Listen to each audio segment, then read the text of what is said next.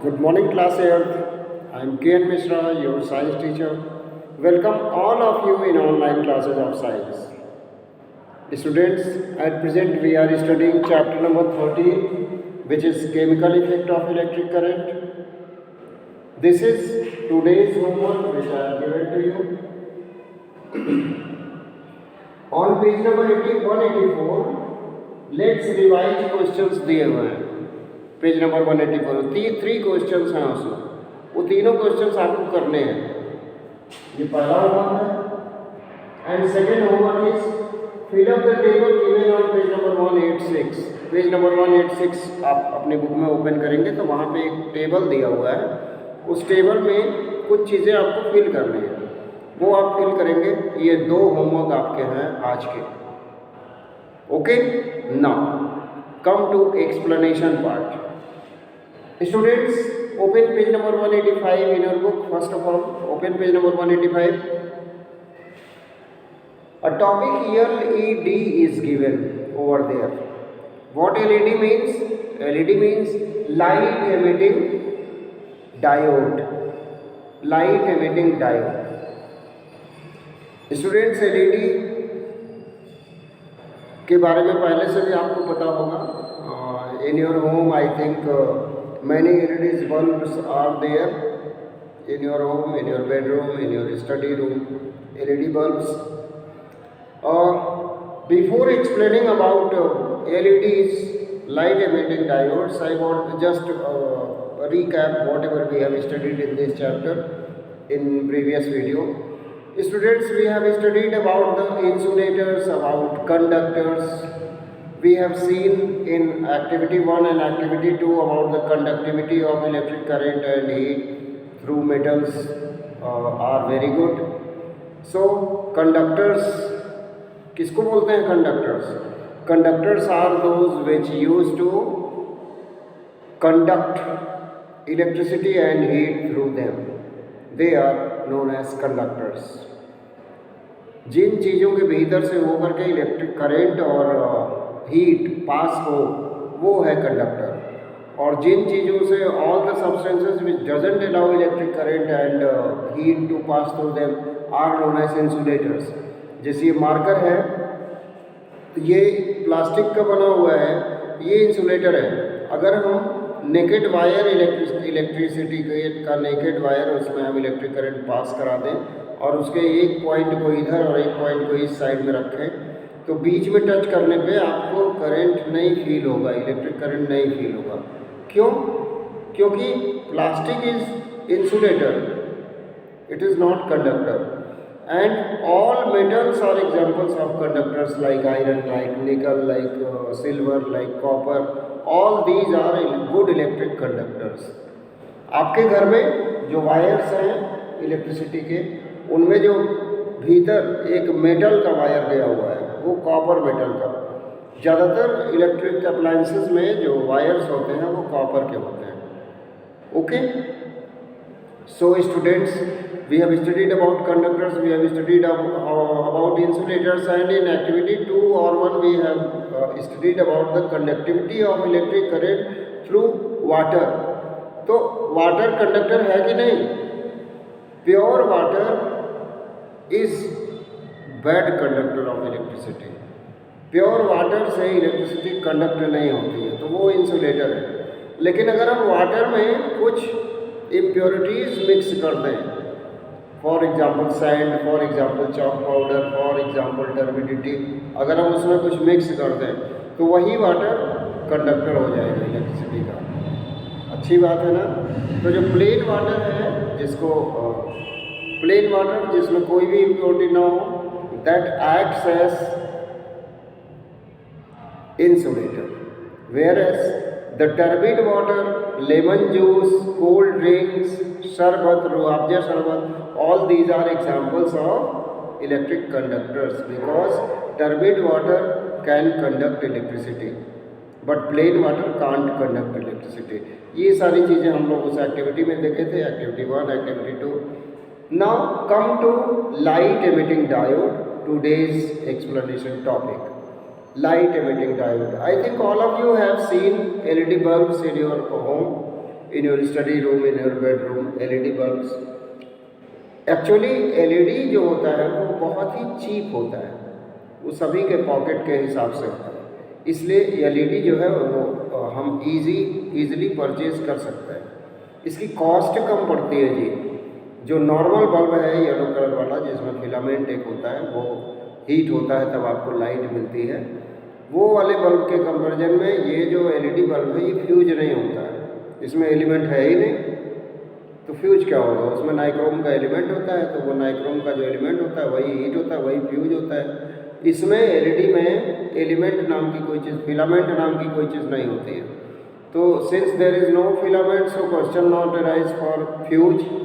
Okay, what is written in your book about light emitting diode? LED known as light emitting diode can be used for lighting in place of electric bulb.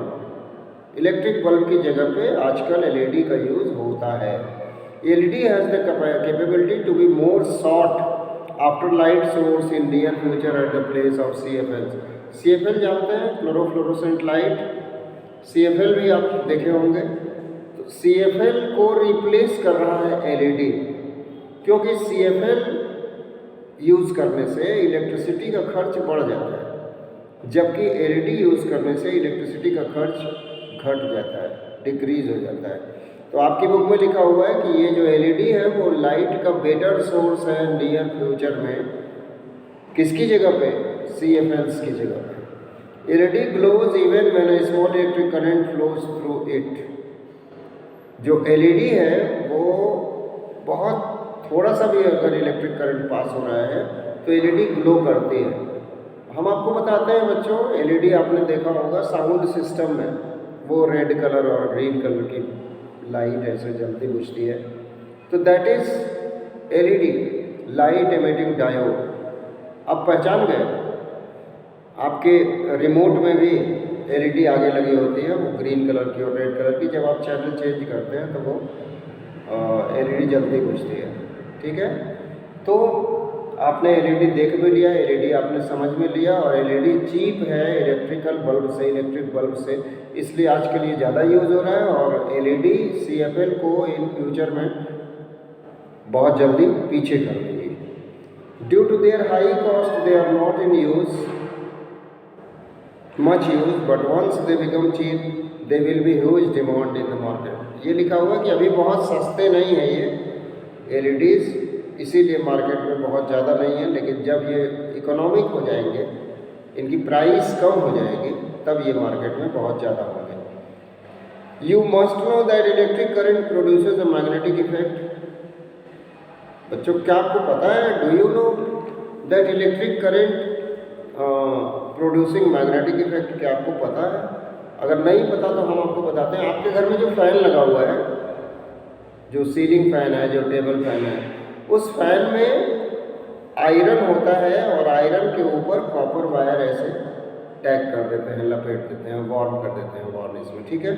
तो जब हम iron, soft iron के ऊपर wire ऐसे लपेट देंगे और उस वायर में हम इलेक्ट्रिसिटी प्रोड्यूस करेंगे, तो क्या होता है, ये जो आयरन है, सॉफ्ट आयरन है, ये बिहेव करता है मैग्नेट की तरह।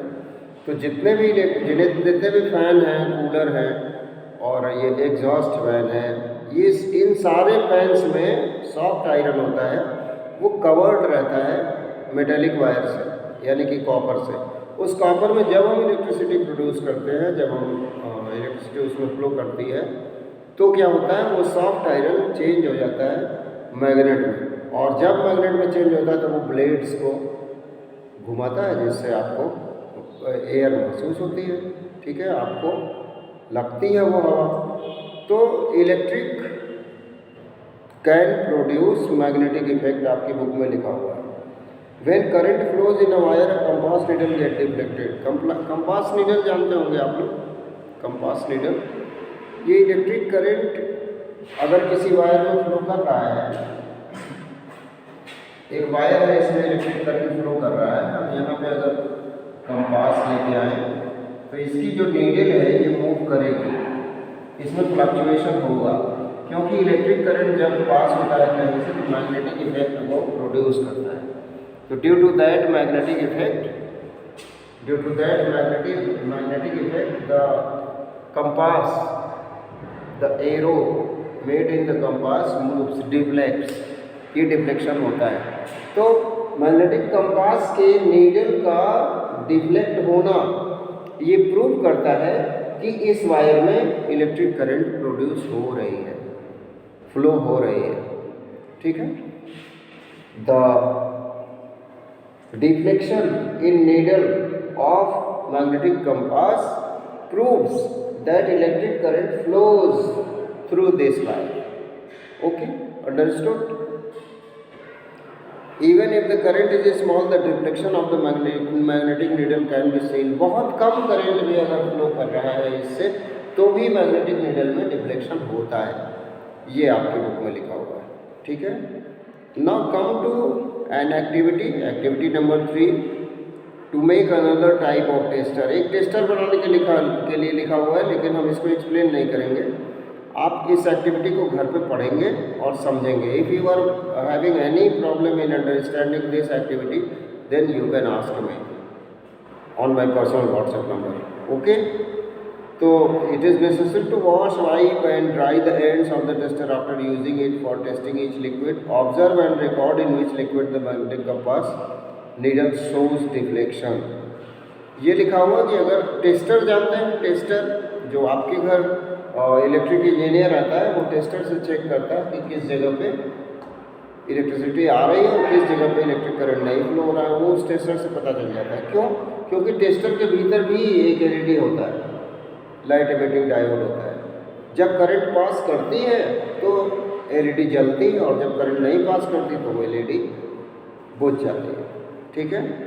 तो लिखा हुआ कि अगर किसी लिक्विड में इलेक्ट्रिक की कंडक्टिविटी हमको जाननी है, किसी भी लिक्विड में, तो हम लिक्विड में इलेक्ट्रिक की कंडक्टिविटी जानने के लिए जब हम उसमें वो चेक करने के लिए इलेक्ट्रिक करंट के फ्लो को चेक करने के लिए जब हम वहाँ पे रखेंगे टेस्टर, तो टेस्टर वेट नहीं होना चाहिए, टेस्टर वाइप अप होना चाहिए, बिल्कुल सूखा होना चाहिए, ड्राई होना चाहिए। क्योंकि अगर टेस्टर वेट रहेगा तो उसमें भी इलेक्ट्रिक करंट फ्लो करेगा और वो शॉक आपको लग सकता है। ठीक है। तो इसलिए इलेक्ट्रिक करंट अगर मेज़र करना है, अगर ये चेक करना है कि इलेक्ट्रिक करंट फ्लो कर रहा है कि नहीं किसी वायर में, तो टेस्टर वेट नहीं होना चाहिए, हमारा टेस्टर के दोनों एंड ड्राई होने चाहिए। ये टेबल हमने आपको दिया है होमवर्क में, यहाँ पे एक टेबल दिया हुआ है। इस टेबल में आपको फिल करना है common salt solution, compass needle deflect करेगी कि नहीं करेगी, यहाँ पे फिल करना है। यहाँ हनी करेगी कि नहीं, केरोसिन क्या होगा, लेमन जूस क्या होगा, यही टेबल आपको फिल करना है, हमने आपको होमवर्क में दिया हुआ है। From the above table we see that some liquid conduct electricity and some do not conduct it easily। तो सारे लिक्विड्स इलेक्ट्रिक करंट के कंडक्टर नहीं होते। अभी हमने आपको बताया कि जो प्लेन वाटर है, जिसको डिस्टिल्ड वाटर हम बोलते हैं, तो distilled water is bad conductor of electricity, whereas turbid water और tap water is good conductor of electricity.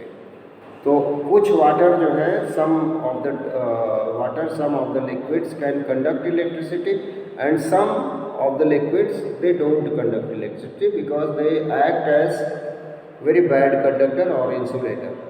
Okay. Now ये एक एक्टिविटी 4 है, ये हमने आपको बताया था जब ऑफलाइन क्लास चल रहा था, तभी हमने आपको बताया था। तो in my previous video also I have explained this activity. Now come to activity 5, to show that the addition of salt, acid or alkalis make the distilled water a conductor of electricity। बहुत easy activity है ये, बहुत easy activity है। इसमें हम क्या करेंगे कि अगर हम प्लेन वाटर लेते हैं, किसी बीकर में प्लेन वाटर हमने ले लिया, ठीक है। अब इस प्लेन वाटर के साथ एक बैटरी अटैच की गई है।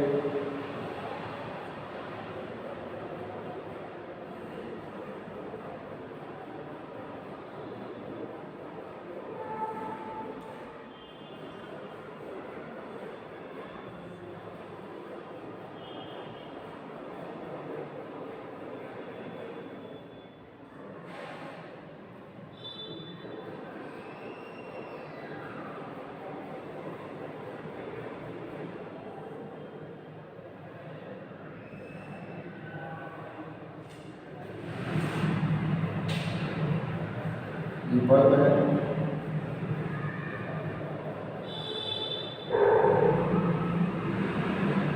दिस इज सेल और battery, these are wires made up of some metal like copper, this is water. This activity is given in our book, activity number 5. This activity is activity number 5. ऊपर वाला नहीं है, नहीं तो आप समझिए कि वो भी तो एडजस्ट कर लेंगे। तो एक्टिविटी 5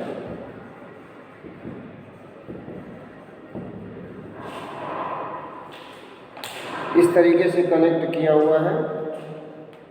बैटरी से इलेक्ट्रिक करंट जब फ्लो करना शुरू करता है, अगर ये वाटर है तो बल्ब ग्लो नहीं करेगा, because water is bad conductor of electricity. लेकिन अगर इस वाटर में हम सॉल्ट ऐड कर दें, शुगर ऐड कर दें, तो ये वाटर इलेक्ट्रिसिटी को, इलेक्ट्रिक करंट को कंडक्ट करेगा। यही इस एक्टिविटी में लिखा हुआ है। आप इसको पढ़िएगा, आपकी समझ में आ जाएगा।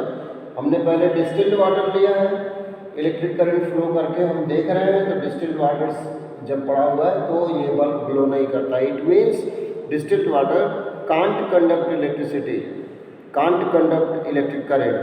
Okay, and when we add some salt or some sugar in this distilled water on the battery, on the after that we can observe that the salty water or the water which contains sugar can conduct electricity very well.